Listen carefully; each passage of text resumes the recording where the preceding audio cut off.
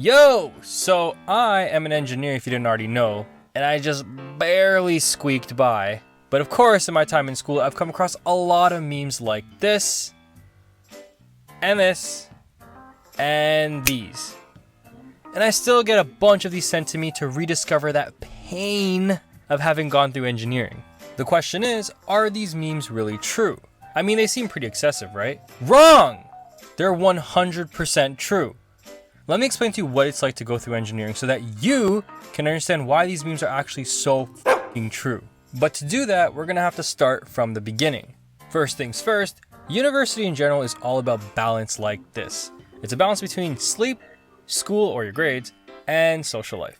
The holy grail is the center that everyone is trying to achieve, a balance between all three things. But in engineering, you don't have that luxury. This perfect balance isn't possible in engineering, and therefore the diagram actually looks more like this. You can really only ever balance two of these things, but more often than not, just one. It's because of this that all of us engineers are a bunch of antisocial, awkward assholes. That alliteration though. But the question remains, why can we not balance it? Well, let's dive right in, shall we?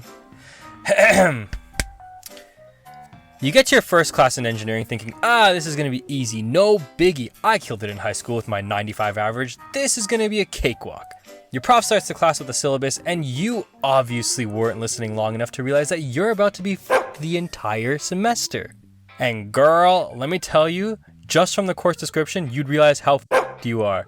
Listen to this first year math course. Matrix algebra, inverses, solution of linear systems, determinants, eigenvalues and eigenvectors, lower upper factorization, numerical methods, sensitivity, condition number. Nuff said. Sounds like a bunch of gibberish, right? That's because it is. So after about 10 minutes of the syllabus, the lecture starts and you witness right in front of your very eyes your entire high school education blown through in 15 minutes with brand new information to follow suit immediately after.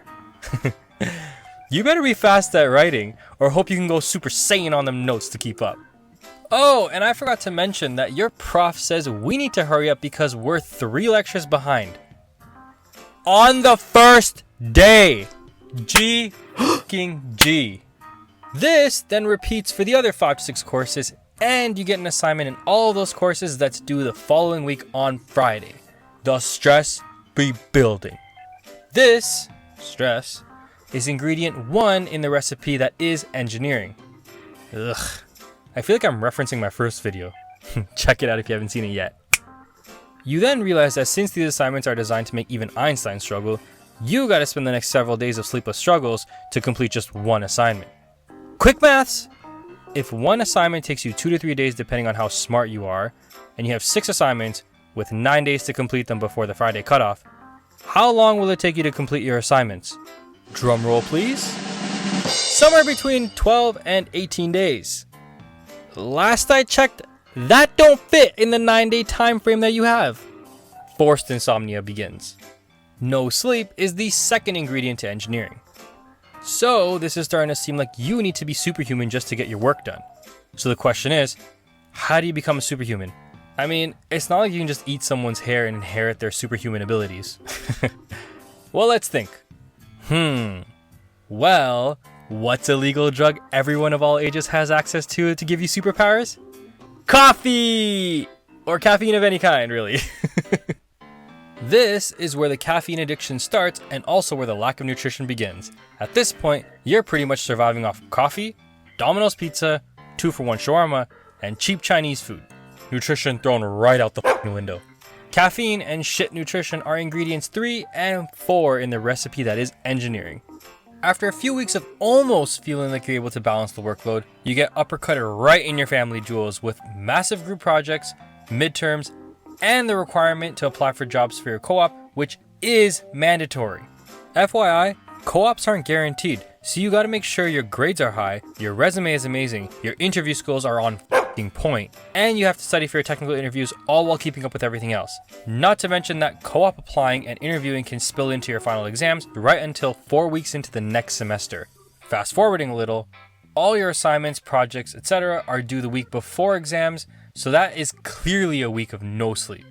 Exams start right away after that final week, and you already know that that entire time is going to contain so many all-nighters you can't even count. Oh, and cherry on top, you can't just pass everything with a 50. No. In order to move on to your next term, you need a minimum of a 60 average. So let's recap now. 4 ingredients make up engineering: stress, lack of sleep, caffeine, shit nutrition.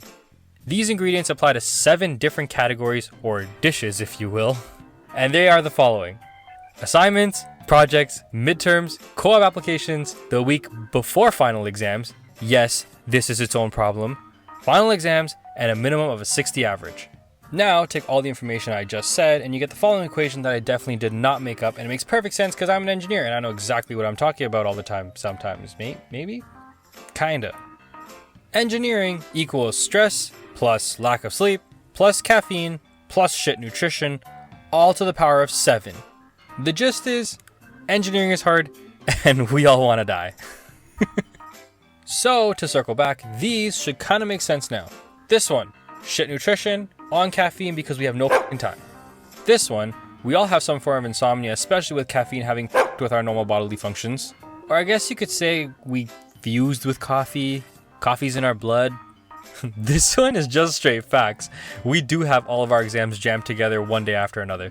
And this one, with how much engineering has f***ed with us, this is us permanently now. But hey, C's get degrees, am I right?